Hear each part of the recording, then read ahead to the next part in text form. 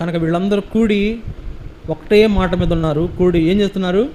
జరగవలసిన సేవను గురించి ఆలోచిస్తున్నారు. దేవుని సేవ ఎలాగా జరగాలి, ఏ పనిలో ఎవరెవరు పాలు పొందాలి. ఇక్కడ దేవుని సేవ పలు విధాలుగా ఉంది. ఇప్పుడు దేవుని సేవ అంటే ఏంటి? వాక్యం చెప్పడమే సేవ కాదు. దేవుని సేవలో పలు భాగాలు ఉన్నాయి. మొట్టమొదటిగా సాపలు వేయాలి, తుడవాలి, తర్వాత కొన్ని పాత్రలు శుభ్రం చేయాలి, తర్వాత ఆవరణం కొందరు తుడవాలి, లేకపోతే ఎక్కడైనా ఏదైనా మరి దేవుని మందిరంలో మరి శుభ్రత లేకపోతే శుభ్రం చేసే పని చేయాలి. దైవజనుడు భక్త్ సింగ్ గారు ఆయన సేవలో లక్షణాలు నేర్పిస్తూ మొట్టమొదటిగా నేర్పించేది ఏంటంటే, మీరు వెళ్ళి బాత్రూమ్స్ క్లీన్ చేయండి. ఆయన ఎవరు?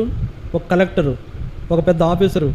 వీళ్ళు ఏమనుకుంటారు, ఆఫీసర్ కదా, ఈయనకి ఏదో మంచి పని అప్పు చెప్తాడులే, లెక్కలు రాసే పని అప్పు చెప్తాడులే, లెక్కలు చూసే పని అప్పు చెప్తాడులే, లేదా ఇంకో పెత్తనం ఇస్తాడులే అనుకుంటే కాదు. నువ్వు వెళ్ళి బాత్రూమ్లు క్లీన్ చేయి. ఏంటైనా పెద్ద ఆఫీసరు. కనుక ఇలాంటి